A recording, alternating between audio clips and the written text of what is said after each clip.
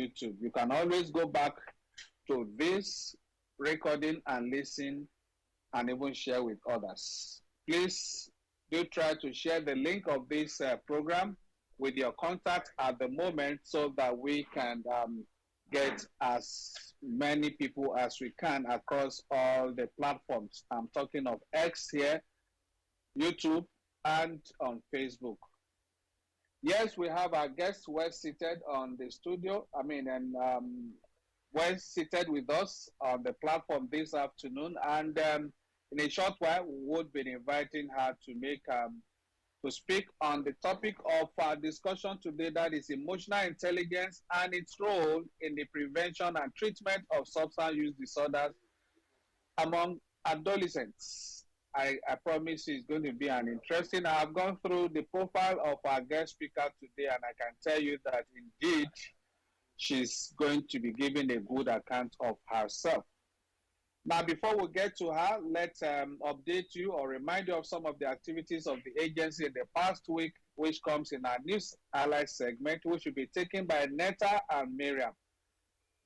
Netta, please, let's have the updates for this week. Thank you. Thank you, sir. Good day to everyone, and thank you for joining us on this week's X Space. My name is Netta Wedozie, and here are the NDLEA news highlights for the week.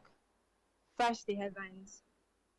Another Vietnam-bound businessman excretes 68 wraps of cocaine at Lagos airport.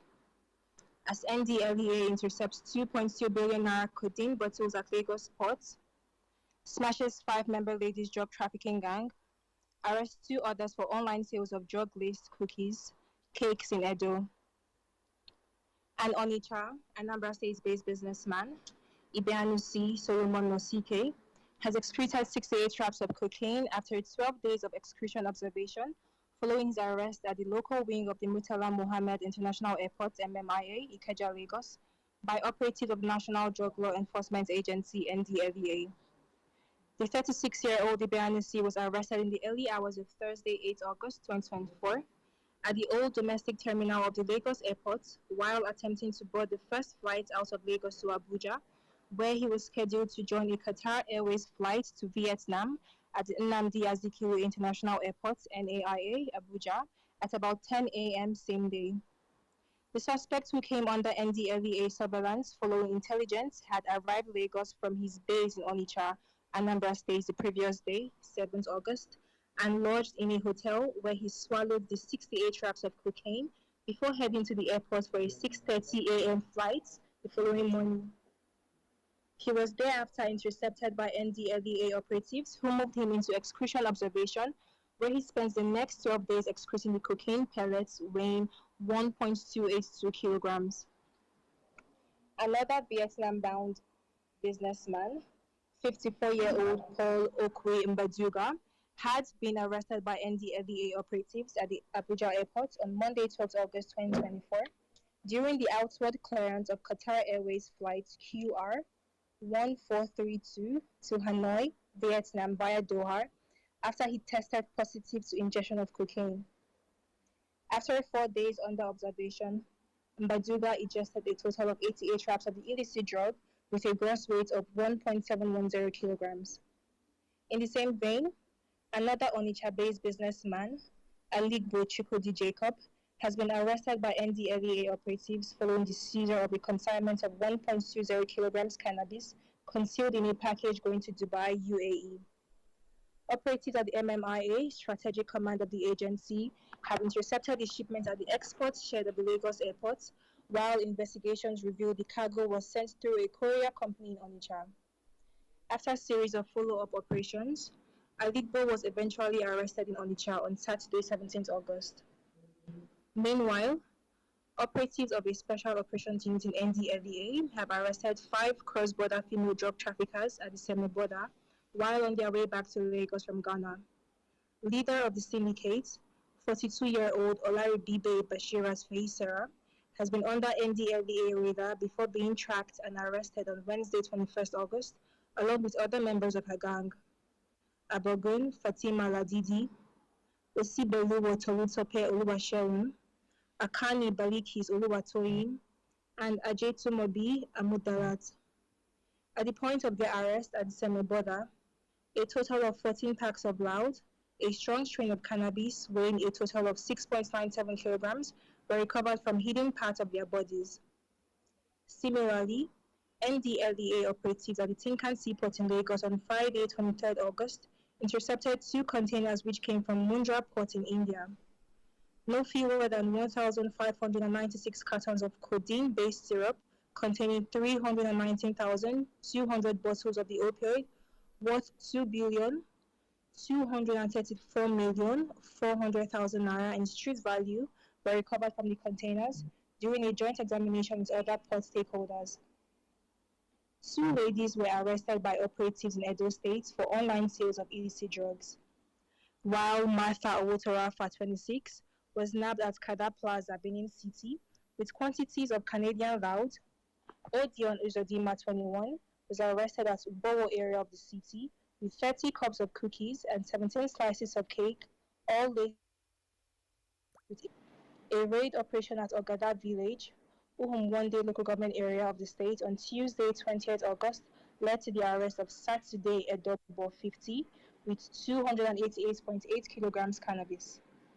In Lagos, a suspect, Godwill Davidson, was on Wednesday, 21st August, arrested with 3,834 bottles of codeine syrup, 5,200 pills of cocodamol, and 11,880 tablets of retinol in Mushin area of the state, while another suspect, Yahaya Ibrahim, 23, was nabbed by operatives along Okene Lokoja Abuja Expressway, Kogi State, same day with 42,000 pills of tramadol coming from Asaba, Delta State, and Roots Potiskum, Yobe State. Two suspects, Ferami Bankole, 25, and Frederick Tobiloba, 25, were on Tuesday, 20th August, arrested at Paris Lounge at the Oyo area in Ibadan Metropolis, Oyo State, following intelligence. Recovered from them were 265.5 liters of squishes, a mixture of black currant and assorted illicit drugs, and 18 grams of Canadian loud. While commending the officers and men of the Special Operations Unit, MMIA, Tinkan, Lagos, and Edo commands for the arrests, seizures, and their dexterity, Chairman Chief Executive Officer of NDLEA, Brigadier General Mohammed Lubamara, retired, enjoined them and their colleagues across the country to continue with the ongoing balanced approach to the drug control efforts of the agency. That's it on arrest and seizures. Now, here are some of the wider activities across the country for the week. Over to you, Mariam. Thank you, Neta. My name is Maria Musa, and here are some of the wider activities across the country for the week. The National Drug Law Enforcement Agency continues to make significant progress in the fight against substance abuse through the War Against Drug Abuse Wider Social Advocacy Initiative. As a result, several commands of the agency facilitated drug sensitization activities across the country in the past week. On Monday, 19th August, the Ogun State Command paid a wider advocacy visit to the management of Chrisland University, Abeokuta, just as the Zone F Zonal Command delivered a wider sensitization lecture to students and staff of Kaduna State School of Nursing, Kaduna, on Wednesday, 21st August. While the Enugu State Command delivered a wider enlightenment lecture to workers of transport companies in Gariki, Enugu. The Adamawa State Command did the same to pupils of Dan Amus Sangaya School, Sabunlai, Gombe, same Wednesday, 21st August. On Thursday, 22nd August, the Anambra State Command of NDLEA gave a wider sensitization lecture to women of St. John Catholic Church, Enugu, Agidi, while Katsina State Command delivered a wider enlightenment lecture to members of Madrasa to Diyar Islam, Hayin Gada, Bakuri. On Friday, 23rd August, Ekiti State Command of NDLEA delivered wider advocacy lecture to Muslim faithfuls at Arumoke Central Mosque at Do Ekiti during their Jumat prayer. In the same vein, the Imo State Command paid a wider advocacy visit to His Royal Highness RJC Agwamba Ezeoha II, Okofe Ezinite Mbise, while the Ebonyi State Command delivered a water sensitization lecture to women from 11 communities in Afikpo local government area. That's the update for this week. My name is Mariam, and I hand you over to our host, Mr. Femi Babafemi. All right, thank you very much, Netta and Miriam there. Welcome back from the news highlights segment. Now let's remind ourselves about some of the rules guiding our process of engagement on this program today. Please note that when you are approved to be on the speaker's corner, please remain muted until after our guest speaker's presentation, and you are invited to unmute yourself and make your contribution or ask your question in just few seconds. This allows an orderly conversation, a seamless conversation, so that each and every one of us, and together we can all benefit from the facts, the information, the knowledge we'll be sharing on this program today. Please would appreciate if we stick by these rules. Again, please note also that we don't encourage unauthorized interruption or discuss politics on this platform. Once again, would appreciate your usual cooperation. Now, before we get to the nitty gritty of bringing our guest speaker, let's also quickly remind you about the agency's call center, where we have a range of professionals from counselors, clinical psychologists, psychotherapists, as well as psychiatric doctors, working 24/7 every day of the week to provide psychosocial support to those in need of support. That is, from the comfort of your homes, you can sit back and make a call to our toll-free helpline. You are not paying for the call. The cost is on us. The number to dial is 0800 1020 3040. The number again is 0800 1020 3040. Please, if you have a loved one, you have a friend, you have anybody struggling with substance abuse, all you need to do is to encourage them to dial, or on their behalf, dial our toll-free helpline to provide support for these individuals. This indeed removes, takes care of the fear of being judged or the fear of stigmatization. So you can rest assured that indeed your engagement with experts, our professionals on the other end of the line is highly confidential and restricted. So you have no reason not to seek help if indeed you are you have over time struggled with the fear of stigmatization about on going to a physical facility for counseling or for treatment. Please let's make sure we take advantage of this opportunity. We'd also like to let us know about our Save Our Families Solve campaign. This indeed is a platform where we encourage a holistic approach to this whole problem, that is encouraging families, homes, workplaces, worship centers, and communities to get to have the agency's test kits through which they can conduct drug integrity tests for their loved one, especially at homes where people have doubts about their worth or their children. I mean, they are not so sure whether they have started experimenting. You can get the agency's test kits. This makes it easy for you to clear your doubts, and it's not just about the test kit. It's all about getting you to discover early if indeed your wards or your kids are already experimenting with illicit substances. Right on the test kit, you have the toll-free helpline of the agency through which you can seek help immediately. That's part of the process to indeed get help for those in need of help early enough before the situation gets complicated. Now that's about our call center and indeed our Save Our Families campaign initiative. Let's formally introduce our guest today. I'm sure for those who don't know, well, I'll be getting to that. Let me not let me not bring that out here. But then, indeed, we have with us on the platform today a woman of great knowledge, very deep in this field, and she is Mrs. Shibuzo Essien. She is a licensed clinical psychologist with over 15 years experience. She served as head psychological services unit psychiatric department at Federal Medical Center, or that's in Ondo State, that's Southwest Nigeria, where she worked with a multidisciplinary team to deliver high quality patient care and drive excellence in mental health services across the entire facility. She did hold a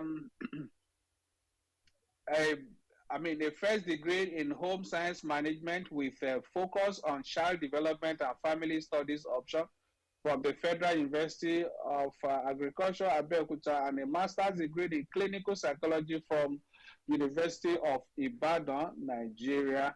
She's also made other important contributions through providing psychological services to COVID-19 patients, caring for the psychological needs of mentally challenged / substance use disorder patients, providing services to for Alliance for International Medical Action, that's ALIMA, in management of Lassa fever patients and their families during outbreaks in Ondo State, Nigeria.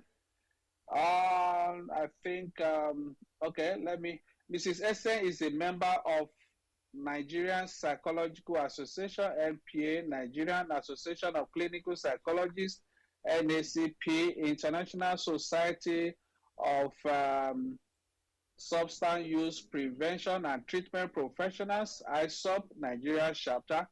That's just to name a few of organizations or associations she belongs to. Shibuzo is a Nigerian. That's where I'm going to. For those who may think, oh, she's a Nigerian, she must be somewhere in Nakure or wherever, I will tell you that indeed our guest speaker today is joining us from Portugal. Where she resides at the moment and undergoing a PhD, her PhD in Lisbon, that's in Portugal. Indeed, we must also declare that she is happily married with 2 children. Okay, but let me leave it at that. Please join me in welcoming Shibuzo Essien as I invite her to unmute herself while we listen to her spend the next 30-40 minutes discuss our topic of today, that's emotional intelligence and its role in the prevention and treatment of substance use disorders among adolescents. Please go ahead with your presentation, Mrs. Shibuzo. I would like to appreciate you for finding time out of your busy schedule out there in Lisbon to join us on this conversation today. Thank you. Please go ahead and unmute yourself. So good afternoon, everybody. I greet everyone on this space. And I want to say thank you for joining to share knowledge. I want to say a special thank you to the organizers of this program, of this space, that's the NDLEA, for this great opportunity. I believe I'm audible enough. Hello?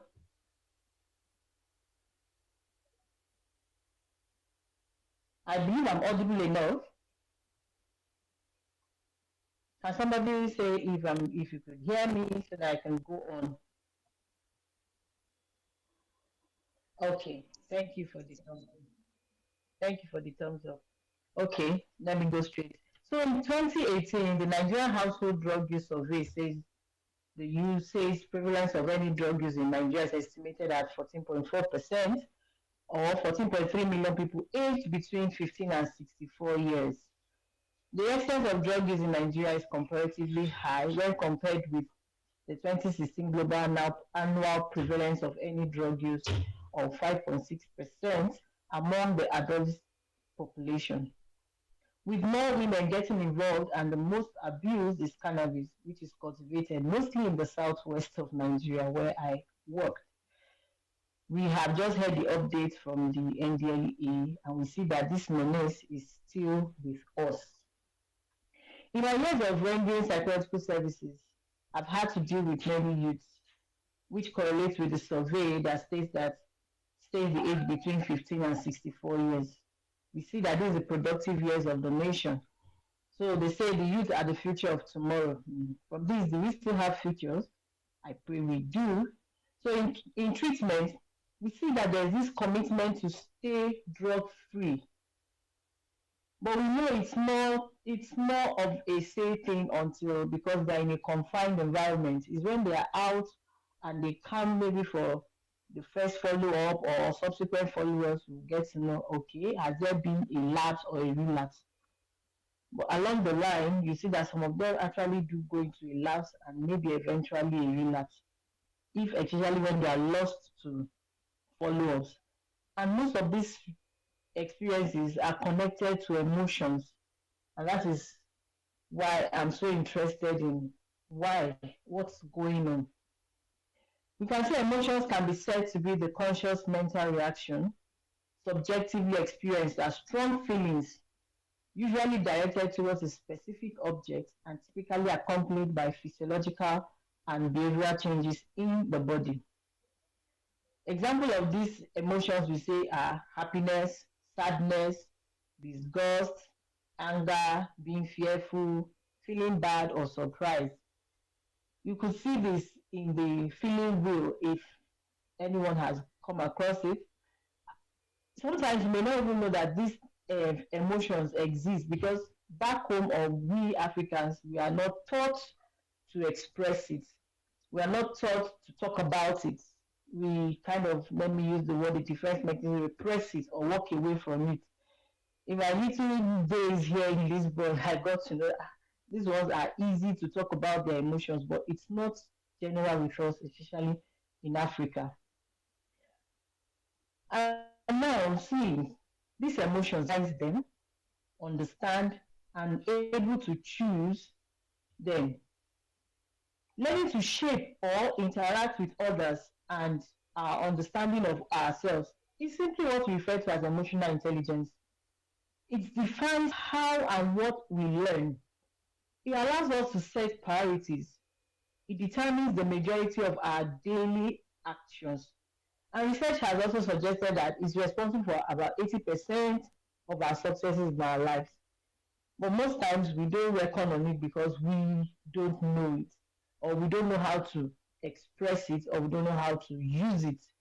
Sometimes we feel it because it's spontaneous. It comes spontaneous. It happens without even knowing. Sometimes until you sit down and maybe like I came and saw the wheel, I said, is this an emotion? It's so funny.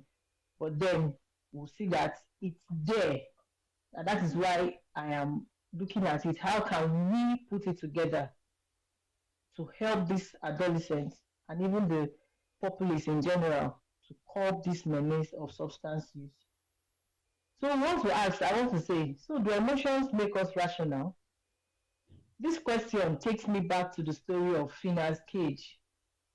He was a railroad construction worker.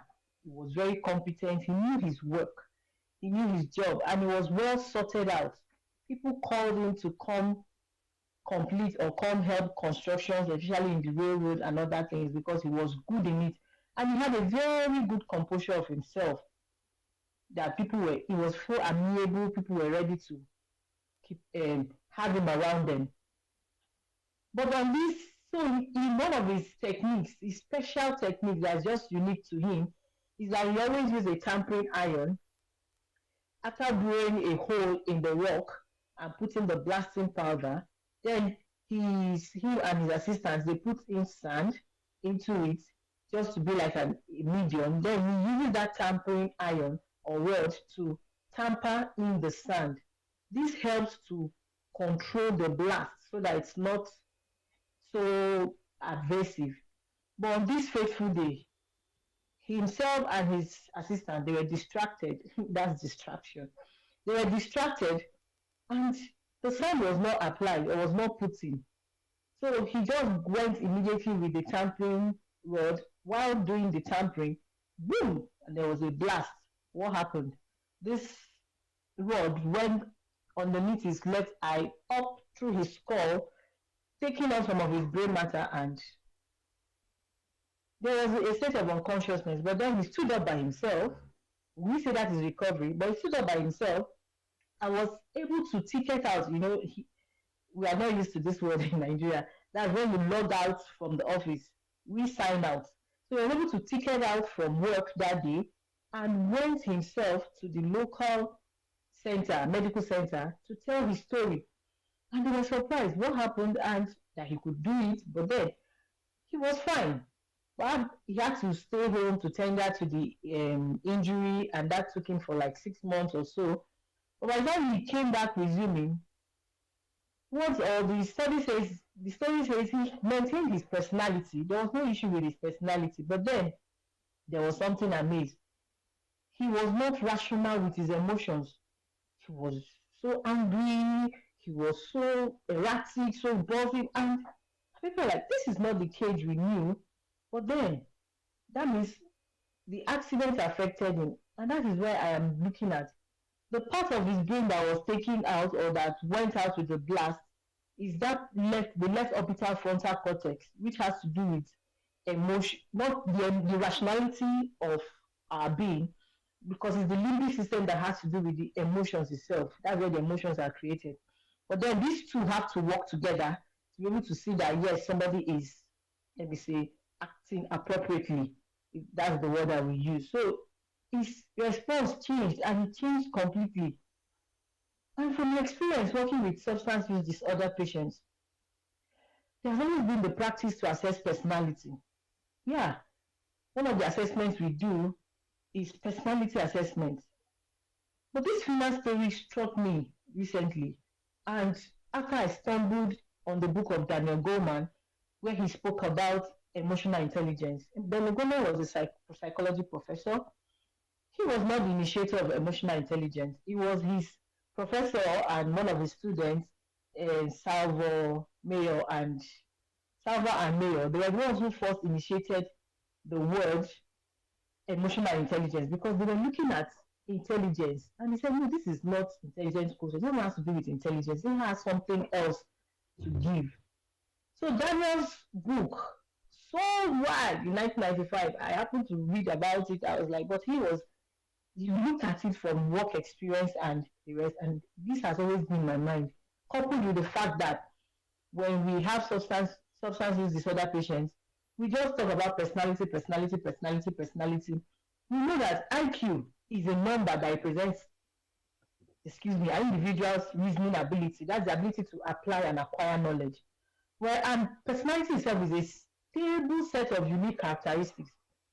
But then, emotional intelligence compared to IQ, intelligence quotient, and personality is flexible, because these other two are fixed.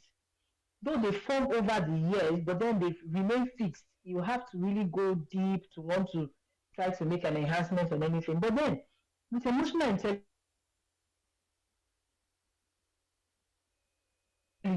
and make to function to the positive life of of individuals, and that's where my curiosity comes in, because prevention science is substance use disorder. It's all about having structures, having policies, and having programs that has to do or engage these individuals, especially the youth, so that they are away from thinking or indulging in substance use. But then I look at it that, can we be conscious about adding emotional intelligence to it to help them combat and build more resilience? Now let's look at emotional intelligence. It consists of 5 components. We have the self-awareness, that's recognizing and understanding your emotions, your strengths, your weakness, and your motivations. We now have the self-regulation, that's the management. That's how can you control and manage your own emotion and impulse and behaviors. We have the part that has to do with motivation. How do we use these emotions to drive our goals in behavior? How do we achieve success with it? And how do we persist in the face of obstacles? Then the empathy, how do we recognize and understand and connect with the emotions and needs of others, not just us. Self-awareness has to do with us, but empathy now brings others around us. into the picture. And then the social skills we are able to build. That's how do we apply this emotional intelligence to interact and communicate effectively with others and manage conflict. In this case, and manage the substance use, maybe triggers or relapse. I've always said something, my own definition I give to my patients because I like to bring big definitions to a barest minimum where I can be able to communicate to them. I always say emotional intelligence, let's just look at it like this. It's more like how do I manage myself and manage you, and then we still remain on a balance. It's not that how do maybe when I feel angry I don't tell you. No. I feel angry, I can tell you, and I'm able to manage your own emotions so that it doesn't escalate or cause a conflict between us, but then it's able to bring us to understand ourselves and move on. So it's not wrong to say you are angry with somebody or anything, but then it's an emotion, it's part of us. But then how are we able to manage? That's where the emotional intelligence comes into play. And then I want to say, how do we link emotional intelligence to substance use? These adolescents are facing so many things.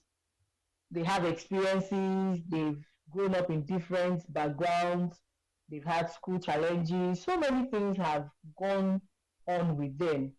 And as they resume, most of them, especially when they start or they get admission into the higher education, there's always this issue of we're having welcoming party for this, for that. And most of them, that is where these things are laced, that they don't even know what they're engaging into.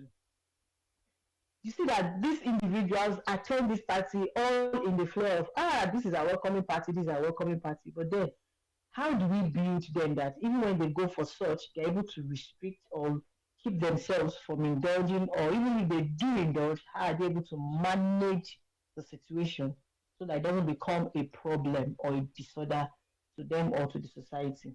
Now we see emotion regulation.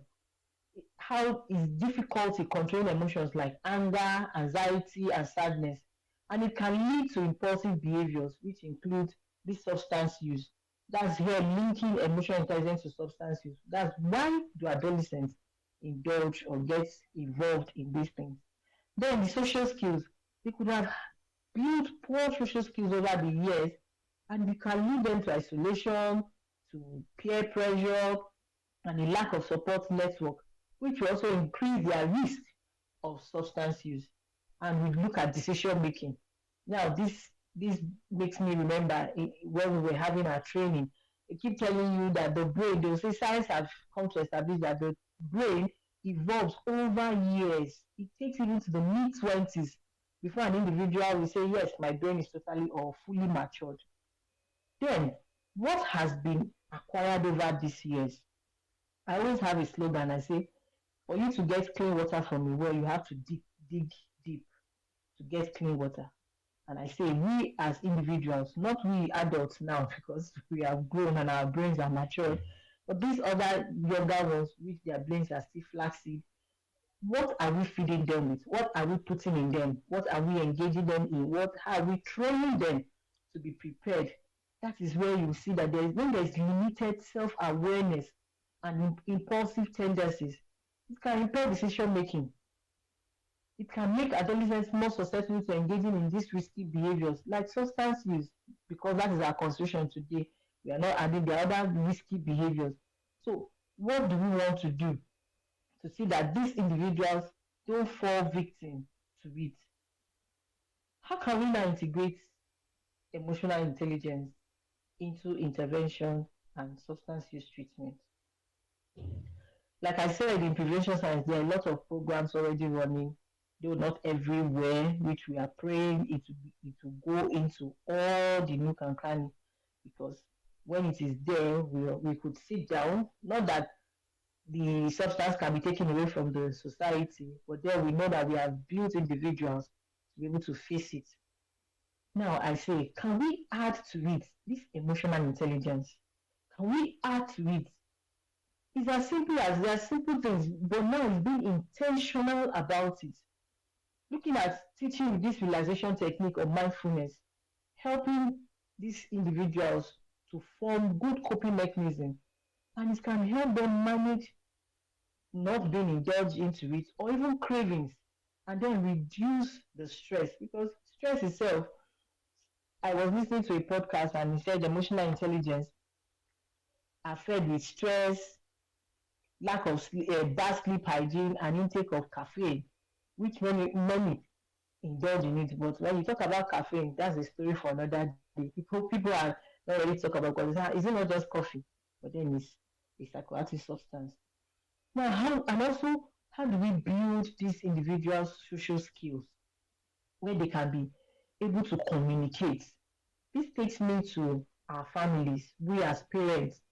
Last week, speaker talked about parenting in substance use, and we as parents, do we allow them to talk? But no, it's not so in Africa. I came here, I see a little child, that's their culture here, call me by name, and you tell me, I don't like that you have done. And I'm like, Bako, sorry, let me go colloquial. Who born you to make such a statement? You are talking to an adult and you say, I don't like what you have done. You will not be able to explain. But then, if this emotional intelligence is brought to the fore of schools, of individuals, of homes, the social places, church, families, we want to build a versatile communication skills, making these children know how to be assertive. Assertiveness, I always say, is not boldness. Assertiveness is able to say what you are and maintaining that balance or that respect. And they're able to resolve conflicts. We don't. We are at home. We are quick to help our children do things. Do things. If possible, we can help them cry. But here you see that these children know they are put in situations, or they are allowed to face situations where they are able to act. And from there, you are now able to talk them through. But no, even as little as far as immediate as even going to school back home in Nigeria, a child starts at 2. I remember when my children were starting school, and they said she cannot write, and they were flogging her. I said, please, it is the hand-head coordination does not totally initiate until age 3. So why are you forcing this child to start writing at age 2? You are already causing a conflict.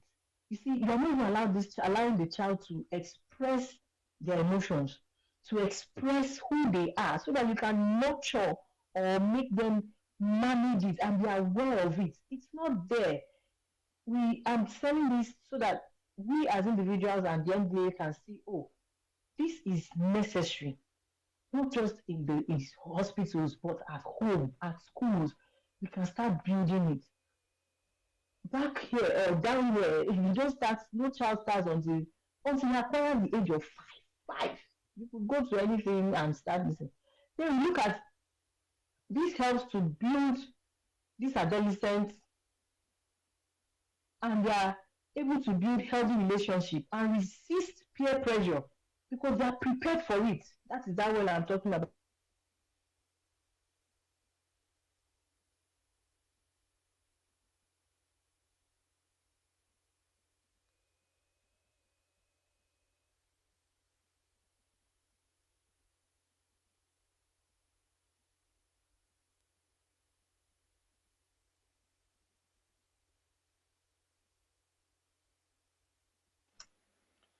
I think we lost connection with Mrs. Essien there.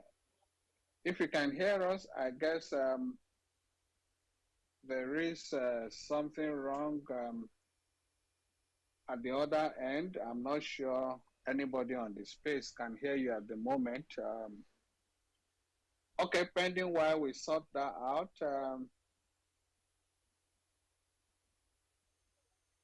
Pending while we sort that out, let me quickly. I guess will be speaking without knowing that she's disconnected already. Mrs. Essen, if you can hear us, I guess you are disconnected at the moment. You may have to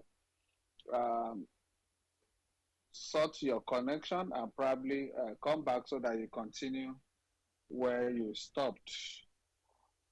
Okay, let me quickly run through some of our compatriots who are parts of who are already on this space who are joining us for this conversation today. We'd like to appreciate. Okay, she's back. Okay, can you hear us now? Okay, just a moment. Okay, Ms. Essen, can you hear us now? Okay, we lost you. We lost you at a point where you were talking about the young man. I mean, where you went colloquial, so to say. If I can use your word, yes. Yes, you can go ahead now. All right. Yes, when I went colloquial and said, "Who bore you?" when you cannot talk to an adult, but I was saying that back here, it's very easy. It's been trained in them, or it's been impacted in them from onset to be able to. They are aware of their emotions. They are taught to be aware of their emotions, and they are made to use it, to know it, and manage it appropriately to be productive. And that was where I now went to talking about how do we develop these emotional skills to prevent substance use. And these adolescents to understand their emotions and feel free. And I spoke about even as little as close as schools. In schools, even at the crèche, you see children because of job commitment back home. Our children start school very early compared to the Western world. No, you stay at home with your parents. We stay at home with your parents. Let me just, as I was here, I had to get a nanny because I had to go to school. My son back home, he would have started school, but here, no. They say you should teach them. You should watch them. And it is about training them to be aware of these emotions because they exist and they are part of us. But back home, we more of repress these emotions in children. You are not allowed. And let's say the African thing, men don't cry. Why? Who says a man cannot cry when he's having any feelings or experiencing any feelings? He should be able to express his emotions. But that's not for us back home. You are strong. You have to be strong for the woman. You have to be strong for your family. So it's teaching this awareness so that these individuals are aware of these emotions. And when you are aware of these emotions, then you can manage it.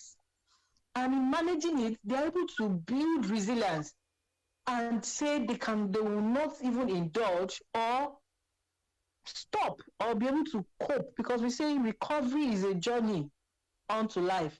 But then if you don't have this wherewith to move on with there could be bumps, there could be diveways, there could be turnarounds and roundabout. How do you navigate back to the right road?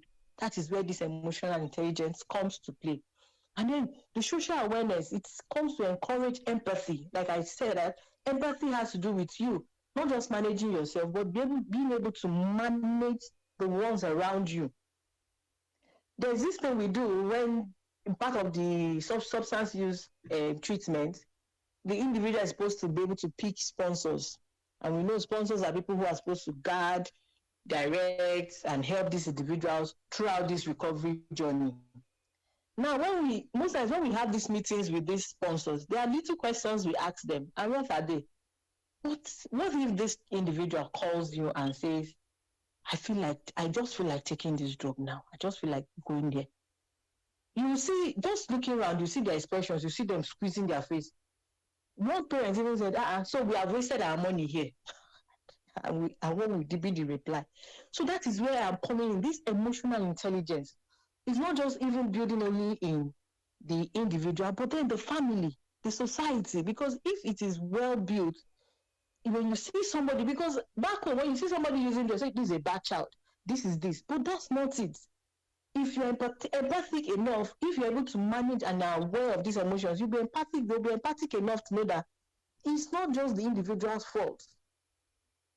It may be that, and most of these individuals or these youths, they don't go into using drugs because it starts from experimenting, peer pressure, or like this welcoming party. We had some flood one day where we had so many people coming, and there were 100 new students of a school. What happened? And the other attended a welcoming party. It looked like, or it was admitted that something in the drink was laced. Now, these individuals, after this treatment, what happens? Of course, they are just one time, not accidental users because they did not go to use. So, and then another aspect is also it will build these relationship skills. That is where I was talking about being able to talk freely with your sponsors, and your sponsors being able to listen freely, to be able to help or support this individual to stay on the recovery journey throughout. And now I want into how do we integrate this emotional intelligence into intervention in substance use treatment? One, emotional regulation techniques and teaching realization techniques. We use it very often, but I've come to see that even most patients, when you train them on it, they are not quick to use it when they are faced with such issues. And it's because it was just maybe they were trained the skill just within a few period of time during treatment. If it has been imbibed from beginning, from inception, from early days, it will be readily available. Just like I say, the emotions are spontaneous. It comes. But then if you are not self-aware about it, you will not even know, this is an emotion.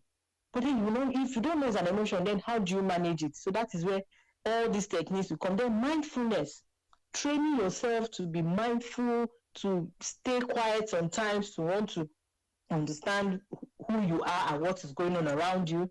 It will also help in picking best coping mechanisms that are individual to each person and help them manage this craving and reduce stress. Also, the social skill training, that's it helps to develop that communication skills that I've talked about. Then assertiveness. The assertiveness here, take assertiveness for boldness. That's not it. Assertiveness is you're able to speak up your mind because you understand your emotions, because you are aware of your emotions and you can manage it. But then you don't insult or bring down the other person because of the empathy that you have been training. And then you can even resolve conflicts and empower yourself to build healthy relationships and resist peer pressures. That's for this individual.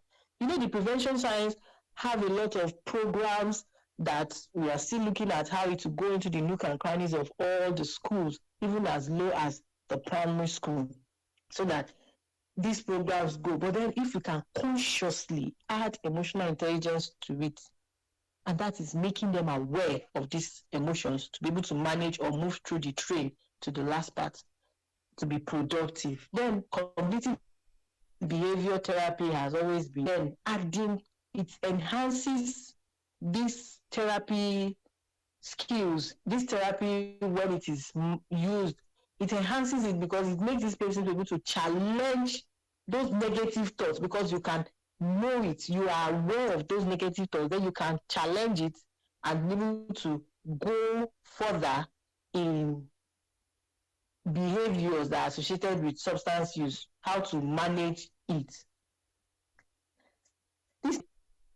Why is it important? Why is emotional intelligence? Why do I say emotional intelligence is important in addressing adolescent substance use?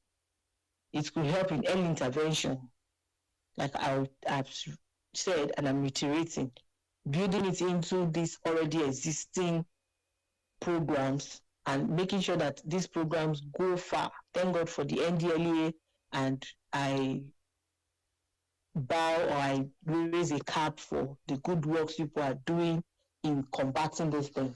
But it should go far. Then the treatment focus will also be able to address the intervention, will be able to address these emotions and the social factors.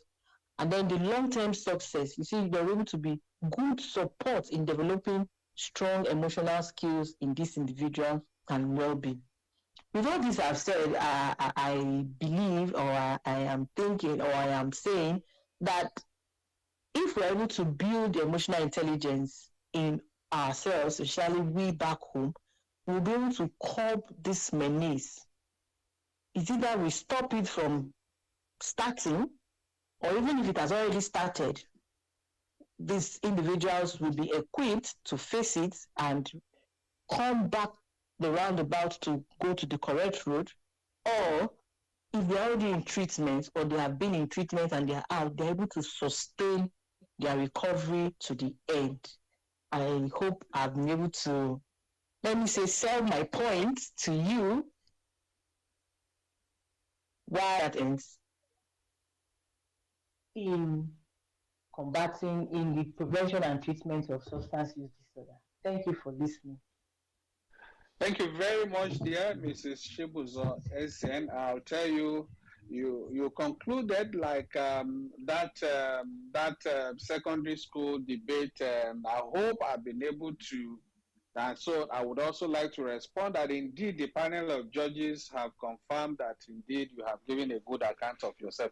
Thank you very much once again, Mrs. Shibuzo, SN, clinical psychologist. She's been able to spend the last 30 minutes there about expatiating on the essence or the significance of emotional intelligence in moderating or preventing the and treatment of substance use disorder, especially among adolescents. We would like to invite those who may have questions, who would like to, I know we have quite a lot of questions in our DM already, but for those who may want to speak directly on the platform, especially on X here, I know those who are joining us via YouTube and Facebook may not have that opportunity, but I guess quite a number of them are those sending the messages in our DM. We will definitely be reading them out one after the other to our guest speaker to respond to. But then for those who are on X who want to ask a question or make contributions directly, just request for the mic, would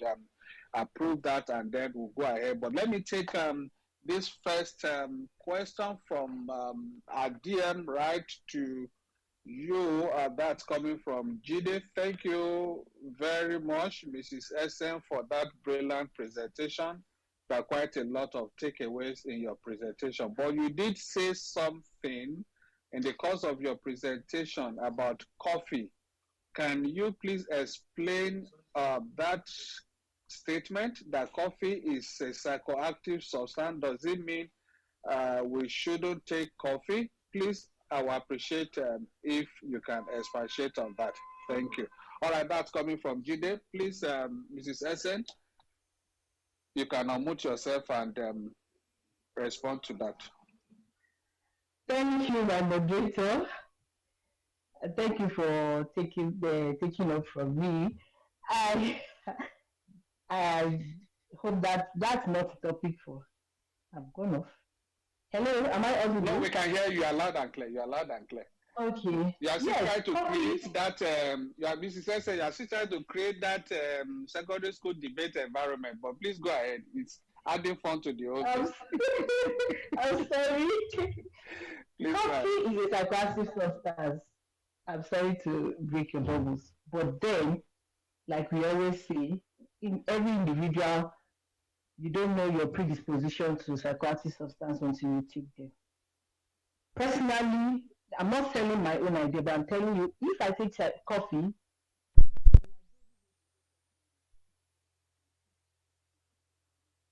that's not the tone of discussion here. Coffee is a psychoactive substance, Mr. Jide. So if you are taking it, you take it in moderation. And if you see that you are already being affected by it, then you think about stopping. Because if you are addicted to it, addiction is a habit that starts gradually, and when you know, before you know what's happening, you seem not to function well until you do that thing. That's a habit, and that's as simple as addiction. So you see, if for you, Mr. Jide, for asking the question, if for you or anybody around you does not function well when he or she has not ingested coffee, then it is now a problem. You know, when we talk about psychoactive substances, it affects the brain and every other and some other parts of the body. Some people, they don't have reactions to it. That doesn't mean we are saying continue to use. But then if you know as a person that you are being affected, then you need to stop it. Thank you. I hand over to the moderation. Yes, please. Thank you. All right. Before we take more reactions and questions, let's quickly appreciate and acknowledge some of our compatriots joining us for this conversation. I would like to appreciate Dr. Abdullah. Dr. Abdullah, thank you very much. Dr. Abdullah joins us via the handle of Excel Mental Health Foundation. He is a consultant psychiatrist at the Ahmadu Bello University Teaching Hospital, Zaria. Thank you. He's always a very constant hand on this platform. Thank you once again, Dr. Abdullah. We also have Prince Shimokai. Prince Shimokai, thank you for this conversation. Always a constant member of this platform. Ogbeni Oluwole. Ogbeni Oluwole, just ask for the mic now. I think he went off again. I guess he's back again. All right, thank you, Ogbeni Oluwole. We also have Doshi Baby, Mohammed Waziri. Thank you, Ogbeni Oluwole. Thank you, Doshi Baby. Thank you, Mohammed Waziri. Then we would also have, actually, she was our guest last week. That's Maria Ilubohi. That's the woman that thrilled out on this space for 2 hours last week. Thank you very much, Madam Maria. We would also have Ambassador Kenneth Aneto. Ambassador Kenneth Aneto is also a constant figure on this platform. Suleiman, thank you for being here. Ahmad, that's Arewa Poet. Thank you, Ahmad, for also being part of this conversation today. Funsho Jimo, Hefnika, thank you for being part. Then we have Bonju, Aladdin. Then we have Aquari Essien. I guess I can only feel a sense of connection between this Aquari and Mrs. Essien. Thank you very much for joining us. Fine boy, Ejelique Paul, Ifeanyi, thank you. Positivity Rain, that's at Moshoba Sherif, thank you. Yusuf Hafiz Adebambo, thank you. My colleagues here, Shidi Undoku Michel, Dr. West, thank you, guys. We'd also have Grace Shiwedu, thank you. Iranshe Eledumare, thank you. We also have Dr. Abayomi Agbagi Ahmed, thank you. We'll continue to acknowledge more people as we go on the program. But then, okay, maybe before I go back to our DM, let's give the next opportunity to Ogbeni Oluwole. Let's know whether he has contribution or question. Ogbeni Oluwole, please unmute yourself. Go ahead, please. All right, thank you, Mr. Femi, Baba Femi, and thank you, NDLEA, for hosting this program. So I do join the spaces that you guys have weekly, sometimes, most times, anonymously, just listening to the education that the agency is doing, which is very great. So I have three things: a comment, and I also do have a question. But let me start with my comment. Thank you. I think Mrs. Chibuzo for that presentation. I was working and listening to you. You hit the nail on the head, and I want to come from the angle of the last question that you received about coffee. So I myself, for one, I'm a military officer in the United States Army, and I do a lot of work in mental health. I am a mental health counselor here in the United States. And I do, interact with a lot of people that, got to have mental health related issues, starting from the use of substance and things like that. So, done a lot of work, and also being, with people that have done a lot of work in this field. Yes, caffeine is a psychoactive substance. 100%. Your coffee contains caffeine, and caffeine is a psychoactive substance. For people who don't know, so caffeine itself, it acts as a central nervous system stimulant, right? That blocks the neurotransmitters. We all know. Probably don't all know, but neurotransmitters are chemicals in the brain, that a nervous system that transmits signals. So those are some big words that we can probably dissect sometime later in the future. But yes, caffeine increases, the release of other neurotransmitters like dopamine, And you can correct me if I'm wrong, Ms. Chibuzo, on this. So yes, because of its stimulant effect, it is very advisable to take it in moderation. Very, very moderate. Do not take coffee like you're drinking your regular soda or your whatever it is. Please, it's very important. Also, this is to the NDLA in Nigeria, and I was listening earlier when you guys were talking about the news and giving us out the summary of everything. I think that is great. I just wanted to add that if the agency can also create some kind of like exom, right, what we call like executive summary, where you have, you know, now everything is visual, right? I know when you started earlier, when you guys talked about the news, gave us the data, the statistics of the arrest and everything, that every great work that the NDLA is doing.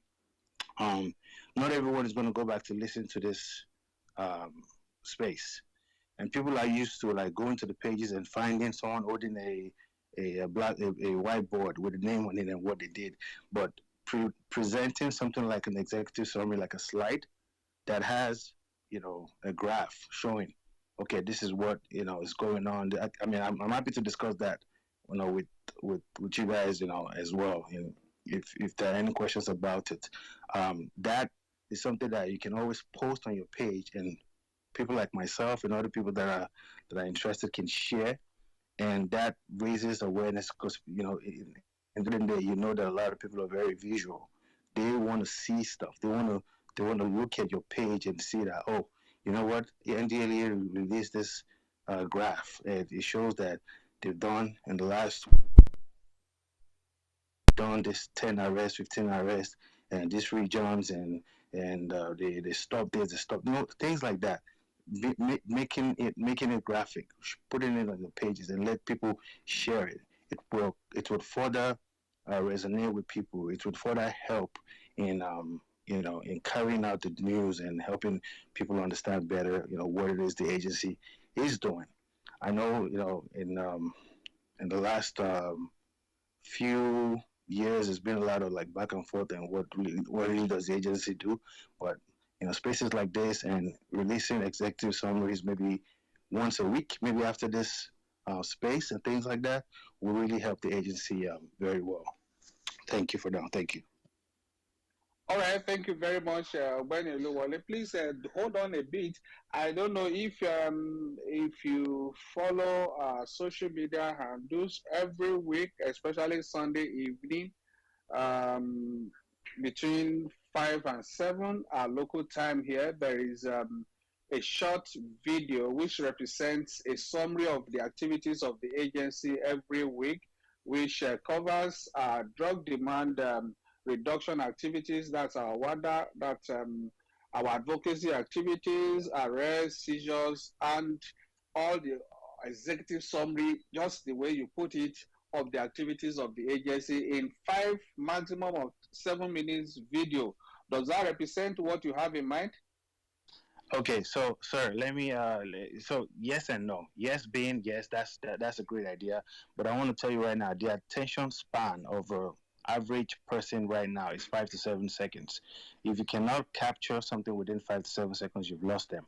So a graph, okay, how this can be put in a graph or something like just some kind of executive summary, short, one pager, right, that you post on your pages, and when people see it, they get attracted to it. Know what? A lot of times, I tell you right now, if I see videos online, once I watch the first 1.5 minutes, 2 minutes, I'm off that video, and a lot of people also share that narrative. So if it's something that you guys can do in addition to what you're already doing now, I think that would be great.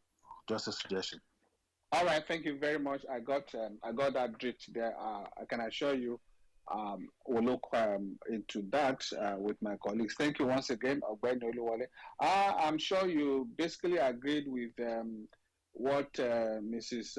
Essien said. So, except she wants to speak to it, if she's not, then I can go on with some other questions or contributions from our dear Mrs. Essien. Would you want to speak to what Ogbeni Oluwole said, or we should pass? Please, you can pass. He actually contributed. Thank you, Mr. Okay. Benny. All Thank right, you. thank you. Okay, let me take this contribution or question from Alami Ahmad. Please go ahead and mute yourself before I go back to our DM. Alami, you have the floor, you have the mic. Alami Ahmed, if you are not ready, I'll go read questions. Okay, let's go to our DM now. I have this. Okay, Mrs. Essen, you may have to write. I have two questions from this Abu Man.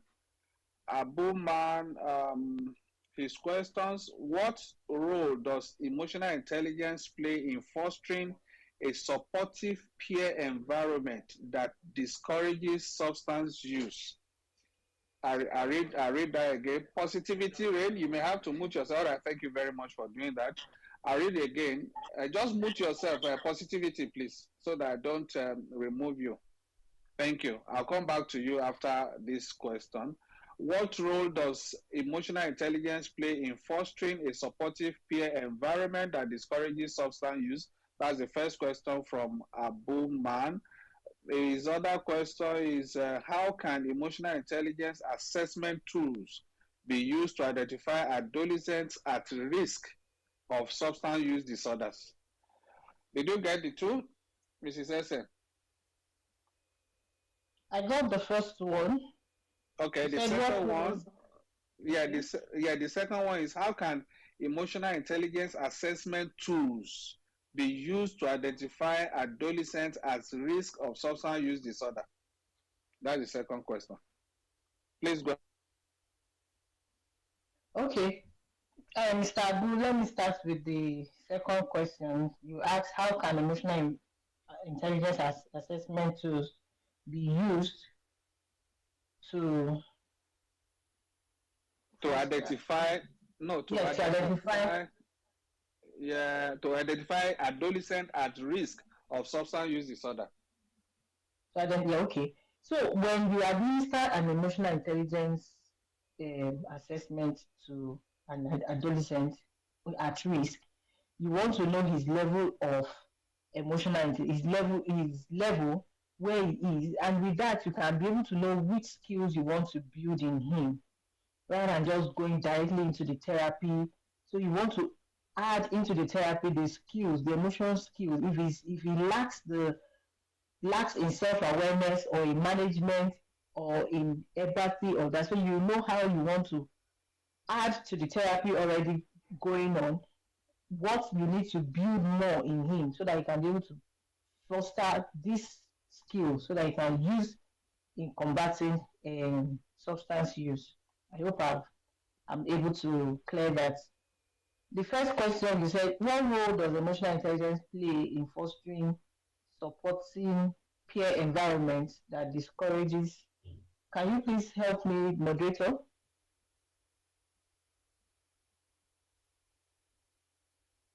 Hello? Yes, I'm with you now. Okay, is the first question is what role does emotional intelligence play in fostering a supportive peer environment that discourages substance use? Okay, that's more of empathy because it's already a supporting environment. There are people who are ready or who have been picked or chosen to support or who have dedicated themselves to support this individual. Now, these people have to be high in empathy, in as much as if they are empathic enough, they would be able to understand and come to the level of the individual who is in treatment or who is being supported.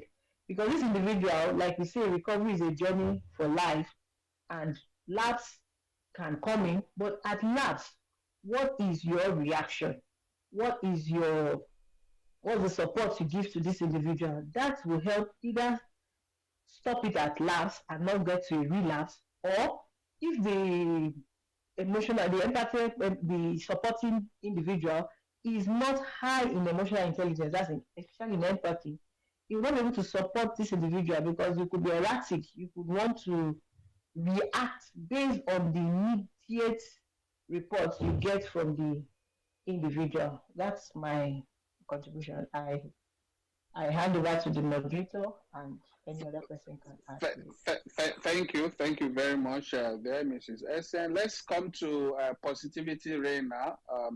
Let's have your question or contribution. Positivity Ray, you can unmute yourself now. Please go ahead. Okay, thank you so much, and thanks to the presenter. You really did well.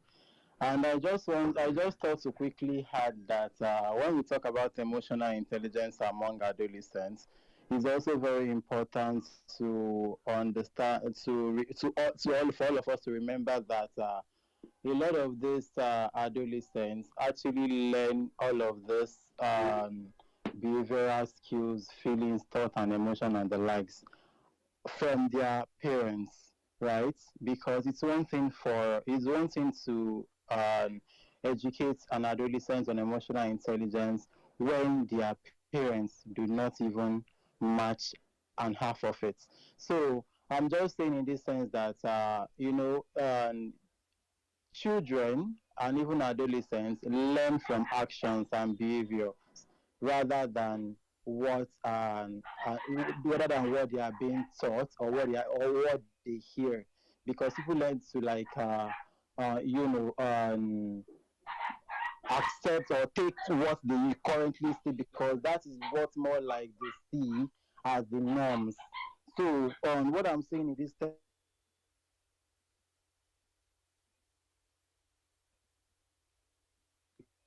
that on them being emotionally intelligent, because if these attributes are there for them, it goes a long way for the children to automatically learn that. And even if we are to now teach them on some of these skills, they already know that, oh, that the person that is teaching them these skills, be it the parent, the guardian, or any, are already an exemplary figure for it.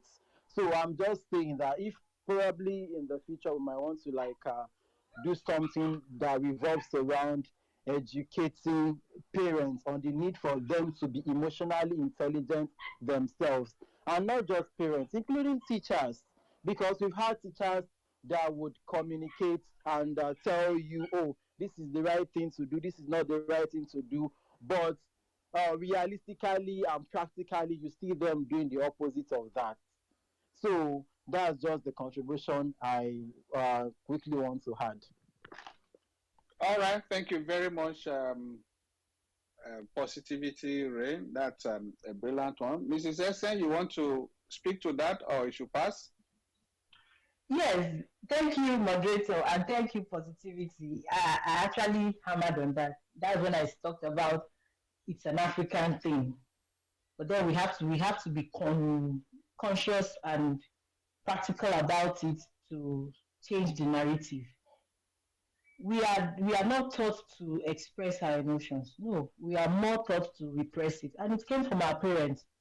But then parents are already old, so if we can catch them young now and still have that education, yes, sold to, that's why I talked about the churches, because those are the first social institutions. The homes, we can't go to every home, but if we start from the church, or when they actually when our patients, the substance use disorder comes for treatment, we start with a family meeting.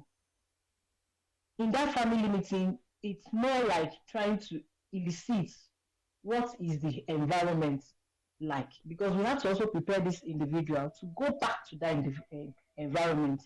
So and if we see, oh, there are some things that need, though we cannot do everything, but the little ones that we see that we actually grossly affect this our clients, we have another family meeting. So before, during the treatment program, there are like 4 family meetings, and it's compulsory for every key individual, every significant other to be there, because that's what is going to help us, or that's what's going to sustain this recovery of this individual. So yes, you've spoken very well, positivity, and I'm sure our moderator and the crew, NDLEA crew, are here listening, so I'm sure they'll take it up from there. Thank you, Mr. Moderator.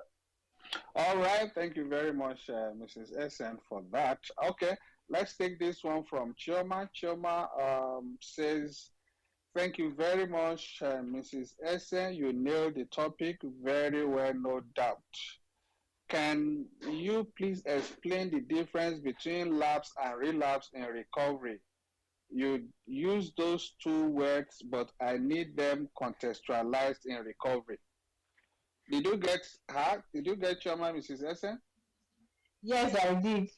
Okay, please Can go I ahead. respond? Okay. Chioma, I want to come down to labs for us. It may be a very big word, but it's like starting something.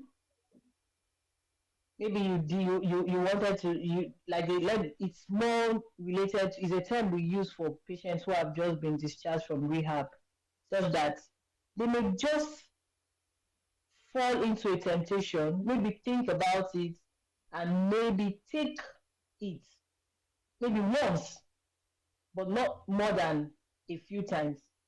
Then relapse means the individual has now not just taken once, he has taken once and he didn't talk about it, because at lapse you can still catch the individual based on if he's able to communicate it to his supportive team, then you can still catch. But then if he's not communicating it, he, out of being shy, out of being stigmatized or being abused or whatsoever, he may not communicate it. So he will keep it to himself, and gradually it increases to 2 to 3 to 4, and the person is back. That is where you are now fully back to using drug. We now say it's a relapse.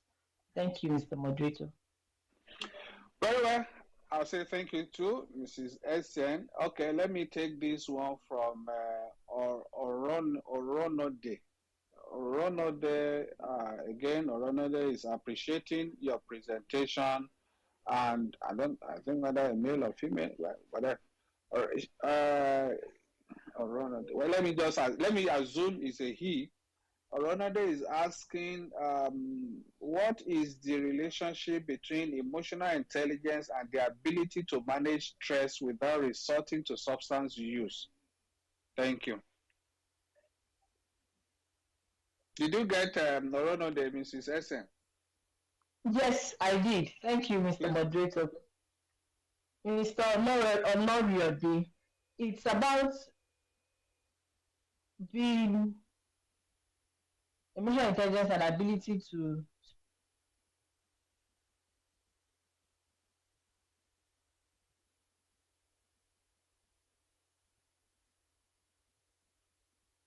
thank you. Here it comes to play self-awareness. If at that point when you realize that you are stressed, back people think or define stress as a maybe physical weakness out of too many work. But no, stress is any stimulus that causes you to be discomforted. That's a stress. So if you get to the level of building your self-awareness and you know your emotions and you know this is stress, it could come as anger, it can come as being fearful, it can come as being tired, whatsoever. So if you are able to if you build your self-awareness in the level that you know that this is stress, you're able to identify it as stress, then you will be able to combat it. And you see that you will not go using, because some people out of anger or out of grief, out of an outburst, they resort to taking substance to feel better, in quotes. Whereas, no, let me not say that, but most times you don't feel better with it because the problem is still there. So it's to understand yourself. That's where that self-awareness comes about. You know yourself, you know what you can be exposed to, you know the time limits you have to do things, you know how you can manage those things. Thereby, you don't need to take, because to improve emotional intelligence in the area of stress is not to take any like sleeping drugs or any sleep enhancing drugs or sleep enhancing substances. That is not you managing your emotions, or that's not you managing the stress. So for you to manage the stress is to identify what is the stimulus, what is that trigger, and by identifying it, you know what you can do which is individual. What I can do may not be what you can do. So you have that's why self-awareness comes into place. You are aware of that emotion, and then you know how to manage it. And in managing it, you are using a good coping strategy to combat the stress. Thank you, Mr. Moderator, and thank you, Honorable. All right, thank you there. Again, I have Ogbeni Oluwole back. Please, let's have you. I guess you have come with some fresh ideas. Let's have you. Please unmute yourself. Go ahead. Absolutely. Thank you very much. And again, Ms. Chibuzo, great job. Thank you very much. I'm really following you. I think you've nailed the coffin so far, right? But just in addition to the last question that you answered, I just wanted to, from my experience as well, lived experience and professional experience, just to add to the last thing you said about stress. One of the things that is very, very important that when it comes to EI, emotional intelligence and stress, is knowing how to regulate our emotions, right? And people don't argue, oh, you know, do I have to be emotionally intelligent to regulate my emotion? Well, not necessarily, but there's some few techniques that can be used, and you've mentioned one that I really, really love a lot. It's called mindfulness, right? I think it's something that people should in our individual time look up what it means to be mindful. Okay, what is that solace, what that thing that you find when you're mindful. Another thing that's very important is cognitive reframing. That part is something that would help a lot, especially when you're stressed. When you're stressed out, let's say for the instance of substance abuse, and you're only thinking that, oh, I'm so stressed right now. Maybe if I wrap 10 rolls of cannabis, I'll be okay. That's it enough. Once you start telling yourself that, well, I'm stressed out, but I don't need to do this to be fine, then your real of your brain, you're reframing it that you don't have to do that particular thing. You don't particularly have to resort to that substance to help you in mitigating that situation at that time. So it could be very, very helpful as well. So that, like I said again, cognitive reframing. Sometimes all we need to do at that point, in addition to what Ms. Chibuzo said, is just to take a deep breath, okay, and just stop at that point, and and try to um, try to turn the other leaf of that stress. If it's something that we're doing, if it's something that we're stressing about that is beyond our control, sometimes the reality of that, or the realization of that, can also be the turning point at that time, to help us to prevent us from resulting to things such as substance. And also, I would like to also mention something that Positivity said earlier. I think when it comes to parents and teachers and society and community and environment and what have you, right?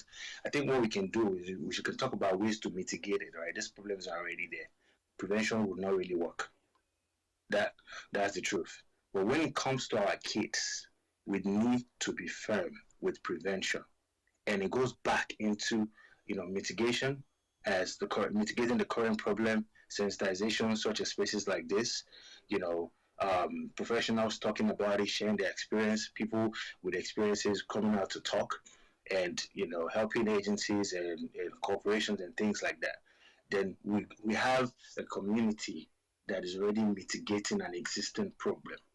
Then the community itself, which includes us, which includes you and I on this space, which includes our parents, the teachers in school, which includes everybody else, right, can now help with prevention, education, and amongst other things to furthermore strengthen emotional intelligence and make it something important in preventing and treating substance.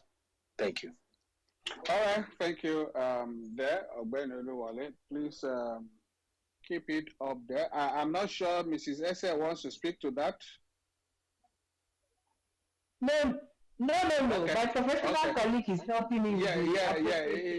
Thank He's you, trying. Ogani. He's really trying to back you up seriously. Yeah. All right, but I have just hold on there. This Yakubu, Yakubu Habre, I think Yakubu Habre is asking this. Thank you. I'm enjoying the conversation coming from two personalities on this platform today. But please, I would like to ask this, and this is for a reason which I may not be able to disclose openly here. But what's the relevance of emotional intelligence in a strict work environment where workers have little or no choice to express themselves, especially in an uncomfortable on an uncomfortable work schedule that push many into substance use? I need Mrs. Essen and Ogbel Oluwole to please share their thoughts on this. Okay, I think let's have Mrs. Oluwole first, and then we can then ask Ogbel Oluwole to share his own thoughts on this. Mr. Essen, do you want me to come to read this question again? Or you got it? No, I got it. Yes, okay. Thank you, Mr. Moderator. Mr. Yakubu. You know, one thing is you cannot walk up to your boss and say, sir, you need, even if you are trying to be polite, sir, please, you need emotional intelligence. But then you all as staff can group yourself and work together. Then at least you're identifying that some people are relying on substances to combat this stress. You could help talk to those people and manage. That's where, because you are now aware there is a problem. How do you want to now manage that problem? You can come together.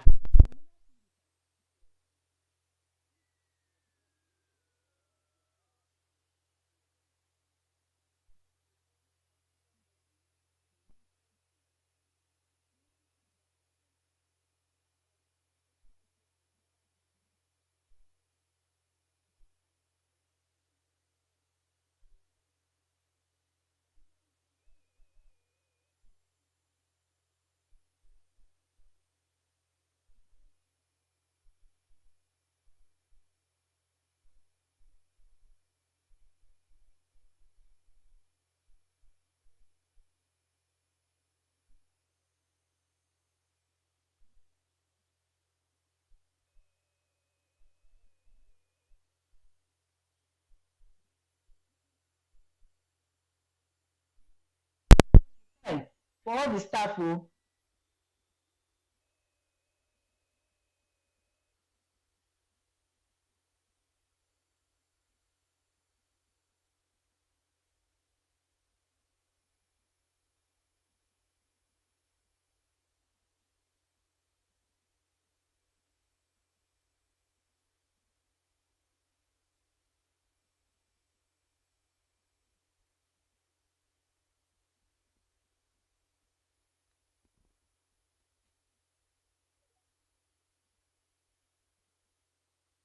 I'm sure he listens. So if you have a management that doesn't listen, you need to sell this idea to the management. So you have to look for key people whom your management listens to, or you go in as a group of staff and relay it. That's what we used to do, professional employee assistance program. You could also have these people come in because they are professionals who work with work stress related problems. It's as simple as, let me just paint this little scenario. I had a copper while I was still working, or while I was still in FMC, and she came late one day. Unlike her, she doesn't come late, but because that's me, or personally and professionally, I was like, what happened? I wanted to listen to understand what the problem is, because that's not her. At the back, somebody had already said, we're going to give her a query. She came late, and immediately I challenged the person. I said, no, on my watch, you can't give that person any query because this is not her. So I know that we are behaviorists. I think we need to understand what is the problem. Why did she come late? You see, that is where you can sell this. If your office also has suggestion box, you can go on anonymously and write some suggestions. You'll be surprised how far they will take it because they may not know that there is a problem except it is brought to their fore. So you can try all these measures. That's me talking on how to bring it to the work environment. So there could be trainings and things, and You as an individual, so far you have identified that there is a problem, you can call your people together and say, we are going starting work today, but 5 minutes we are going to take this relaxation technique, and you be mindful about it and you practice it. People will say, ah, yoga, yoga, yoga. It looks like an exercise, but then it had a long thing and a long way to help relaxation technique. So let me just stop there. I'm sure Mr. Benny, my professional colleague, and others will help put some touch to it. Thank you very much. Then, Mr. Moderator, back to you. All right, thank you very much. Let me pass the mic now to Ogbeni Oluwole. Please go ahead, Ogbeni. Okay, thank you once again. And I'm just gonna come from a angle that Chibuz already talked about. So there's no much that you as the employee can do. That's just being completely honest, right? Because you work for this organization, they have targets or whatever it is. But my talk or my submission is going to be more of like, from the leadership perspective. And to any leader listening, in any capacity that you work, even if it's just a supervisory capacity, this is very, very important. I understand that in strict environment and leaders with high emotional intelligence, right? You tend to be able to motivate your teams, effectively. Understanding their emotions, right? Understanding how they feel, and recognizing like individual strength and their challenges, right? This is something that these are some of the things that can help you, and reduce that toxic or counterproductive environment, which is going to, bring more stress to your employees or to the people that you're supervising. Right, promoting a very positive environment and culture. I think that's a very, very important thing. People don't know the benefit of having or promoting a workplace culture where you understand, Ms. Chubuzo just said, this worker that came in, is not what she does. On a good day, coming late and all of that. So understanding her, sitting with her, talking to her or him, and seeing, hey, what is the problem and all that. Not those other people that were like, oh, we have to quit here, we have to do all of this. So my talk is more to the leadership. All right. Sometimes as well, another thing that drives that type of strict environment is always performance and productivity. So, and people don't know, or a lot of leaders don't know, that one of the ways to sustain high performance is when leaders manage emotions and stay focused on tasks, right? Which is still bringing in people, managing them, helping them realize whilst you're still focused on it, not just forgetting about them totally and only focusing on that task. Okay, but you still need to bring in people. You still need to encourage them. You still need to be part of them. And understanding the balance of rules and humanity. Okay, there's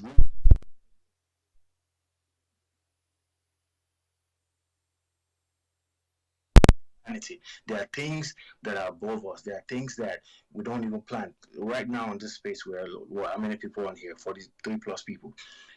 All of us tomorrow morning, different things are going to happen in our professional life, in our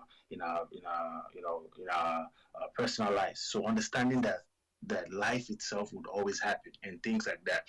Those are the things that can help reduce the pressure. And don't bring your problems, your personal problems, don't bring them to work. A lot of times we've seen that in leadership at all, bringing their personal life problems to work and using that to act and things like that. It creates more and more stress, and these are things that result, your employees, your workers into, oh, you know what?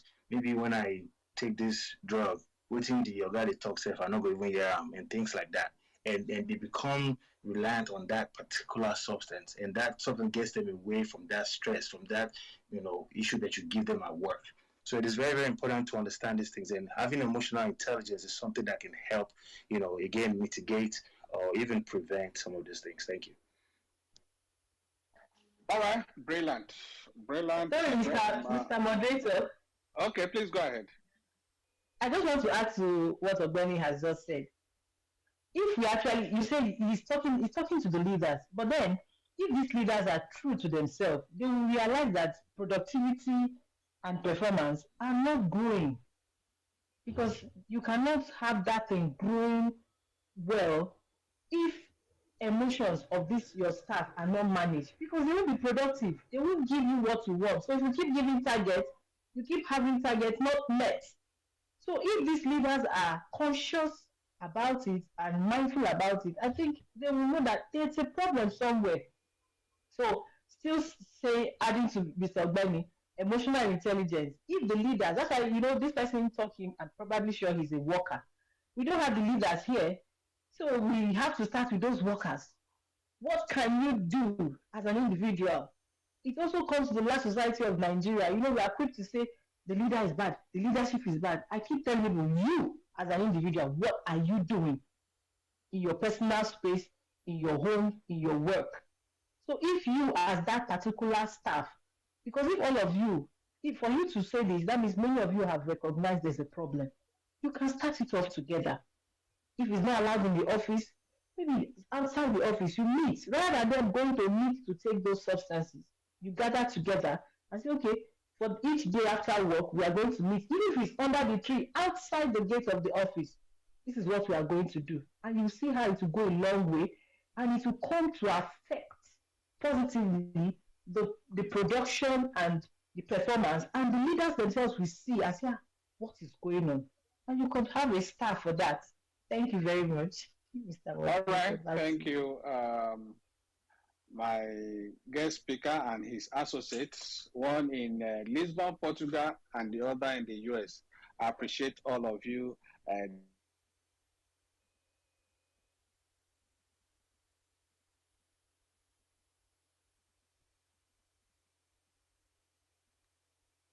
Following from responses to the last question from Yakubu, how do we apply this to a polygamous setting where women compete for the attention of a single man, largely restrained by culture and religion, and as such rely on substances to cope in such family setting?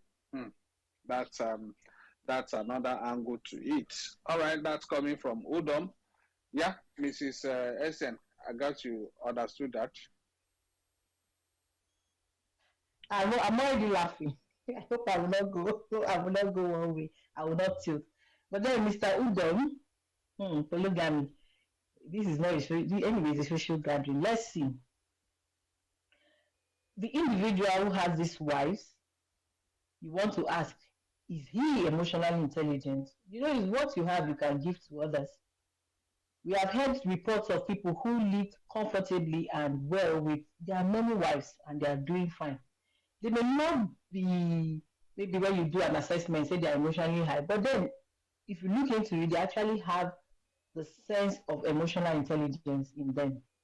In polygamy, it's that person, because there's a pivotal and it happens to be the husband. He is the one who has made the decision to have more than one wife. So he stands as the authority to be able to manage that environment. How? The women whom we are, of course, we want attention. Why will I share my attention with somebody else? But if I find myself in such, it's the person who brings me in that will manage it. Why did I say it's that man? Because he will know how to manage this person's emotion, manage this person's emotion, and then continue to see that harmony is progressing in the family. Now, it becomes one way when the wives, because this is bringing me back to a case I managed. We kept treating the woman for depression. What is going on? Where is this coming from? At the time, she started having high blood pressure. What's actually happening? They now invited me that, please, I should see Lagbaja. I said, okay, let's chat. And when we want to have assessment, people are like, is this question necessary? Because we start from when your father and mother agreed to come together to start a life. That's how we start. So I started asking questions and we came to that point. But that was not our agreement. I said, what was the agreement? She was referring to the husband and herself, that he never told her he was going to have another wife. I allowed her to vent. But when she was done, I said, sorry, ma, if I remember clearly, you said you are a Muslim. And the little I know about the Quran, it's allowed for the man to have more than one wife. So if you're having this issue, I think you need to sit down and introvertly look into this case.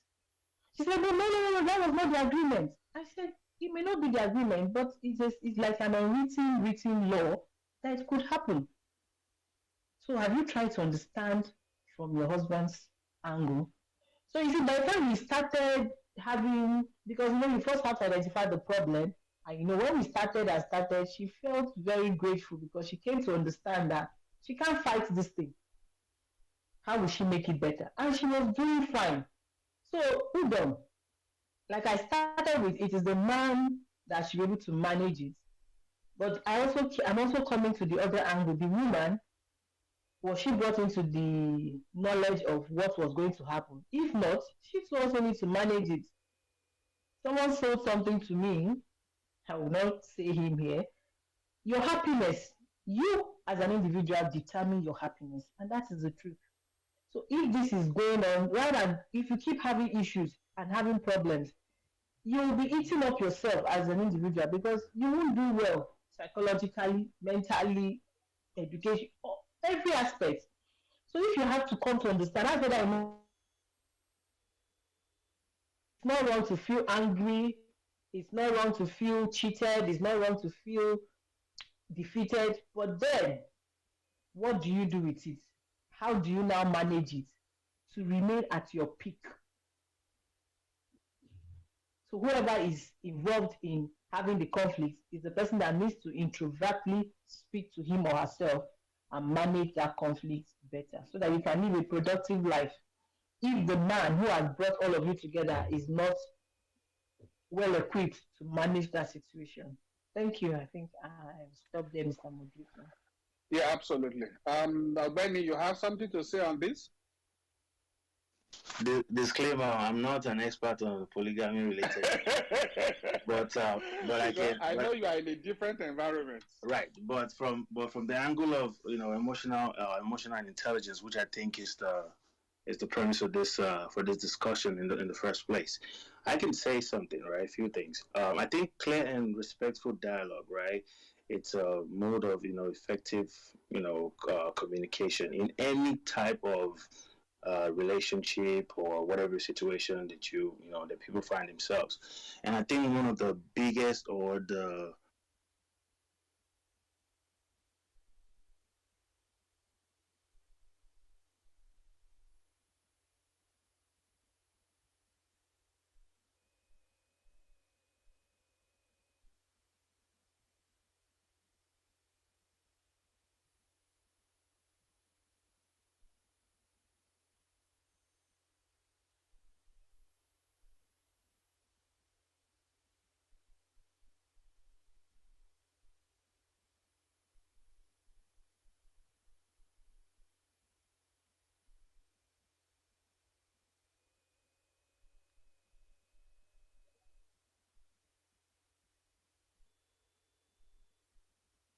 and issues constructively is another way, is another thing that really can help us find amicable solutions to issues that will definitely come up. We're not immune from issues, right? And another thing when I think about emotional intelligence and some of the things that I can borrow to the person that is asking this question is, hey, building resilience as well. um, you know that in the type of setting that you had mentioned, there'll be like a turmoil of emotional issues and challenges and things like that. And I think um, promoting inclusivity and all of that, and within that setting that you mentioned, I think these are some of the things in AI, in emotional intelligence, or some of the traits of emotional intelligence that it will be worth looking into having or nurturing. And by nurturing these things, it can help you in resolving some of those things, because at the end of the day, it's how emotional intelligence is important in preventing or treating issues with that could result to substance abuse and things of that nature. So thank you. All right, thank you very much. I did agree that this has been worth the time spent. That's okay. But then, before we wrap up on this conversation, let's take the contribution or question from Ahmad. Ahmad at Arewa Poets. Please go ahead. Hello, good evening, everyone. Am I audible now, Mr. Ofemi? You are loud and clear. You are loud and clear. All right, thank you. Thank you for the opportunity. Thank you for a very wonderful presentation on the crucial role of AI, especially in preventing and treating substance abuse and dependence among young people.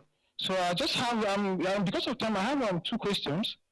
One is how can AI be used to address occurring mental health issues such as depression or anxiety that may contribute to substance abuse? That's one. The second question is what role can parents and caregivers play in promoting emotional intelligence in young people towards preventing substance abuse? And I just want to say that it's essential to note that EI is not a replacement for professional treatment, but rather a complementary tool to support comprehensive approaches to dependence. So I really look forward to exploring this topic further and find effective ways to integrate EI into our prevention and treatment efforts. And I think the speaker was saying something about having the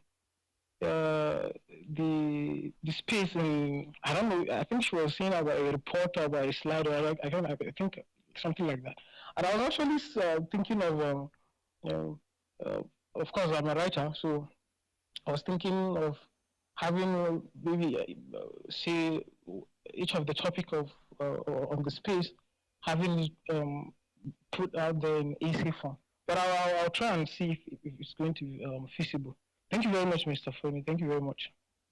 All right, thank you, Ahmad at Arewa Poet. Mrs. SM, please go ahead. If there is any part of a question you don't understand, you can always ask him to come again. Thank you. Thank you, Mr. Moderator. I will start with the last one. Yes, emotional intelligence is a complementary. It's not taking away therapy or other management of substance use disorder. And you said, how can caregivers role in preventing? Like Obemi has said, and like I also reiterated, it's more like changing the narrative.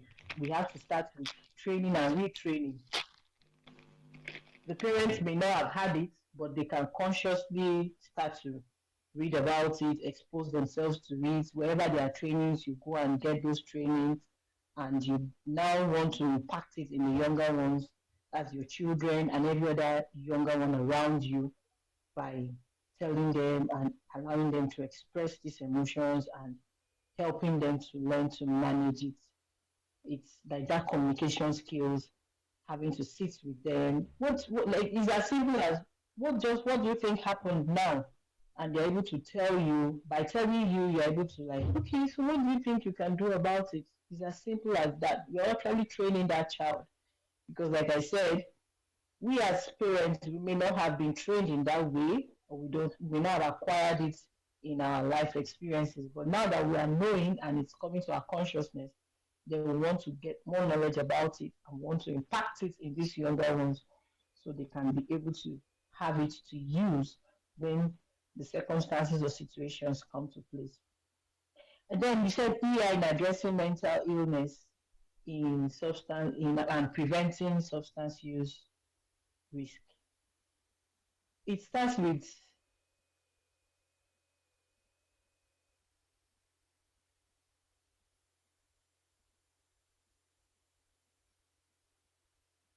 self-awareness, what is it?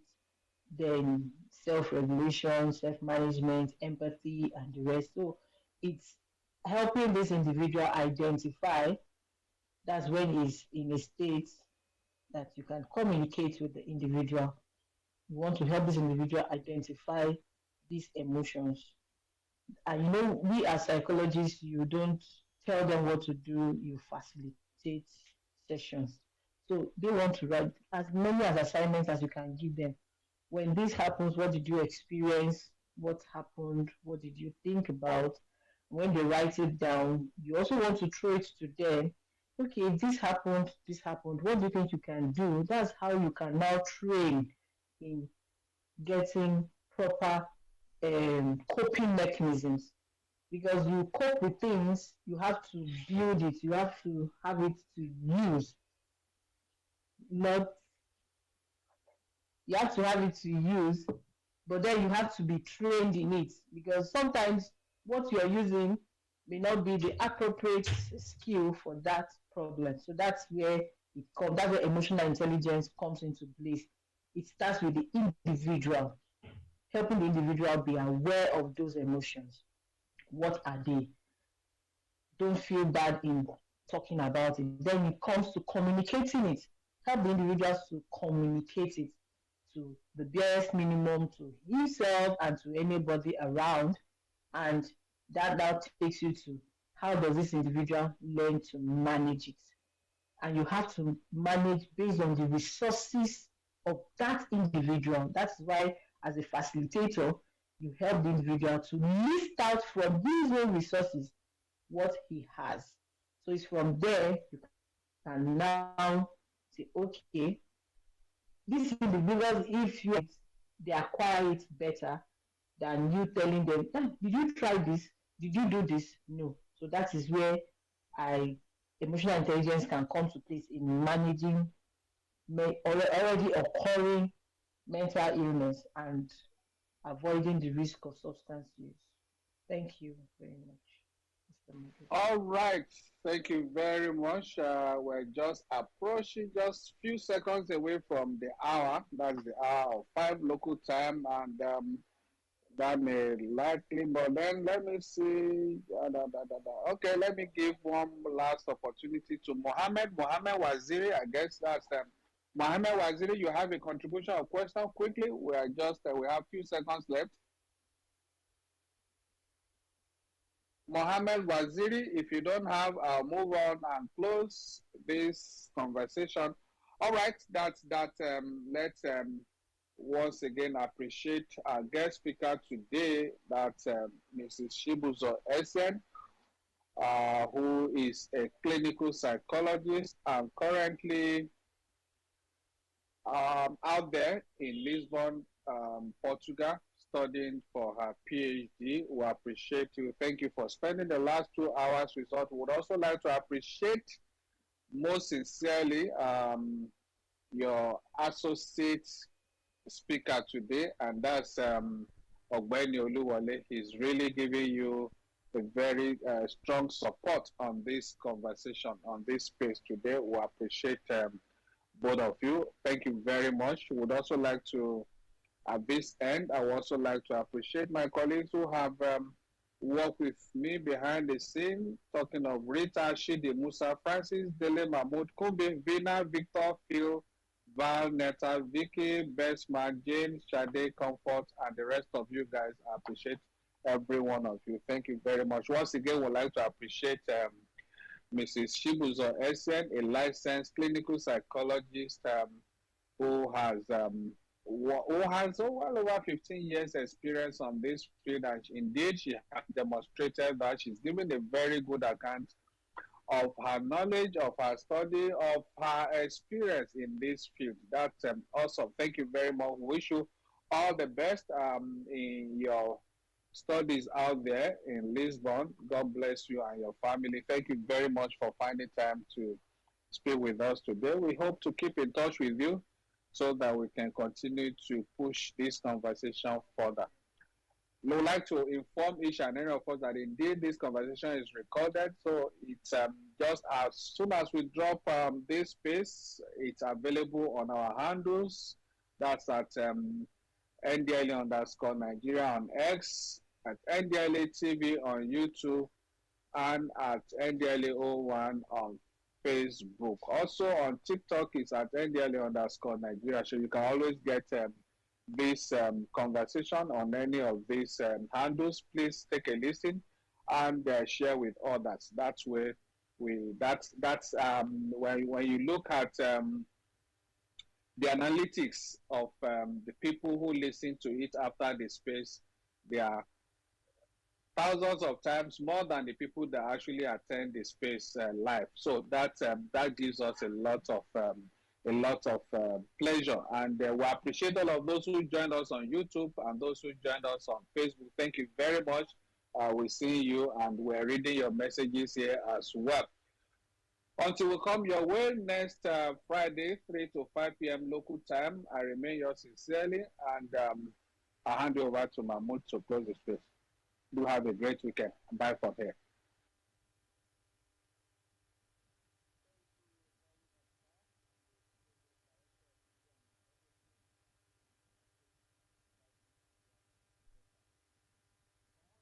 Information about this.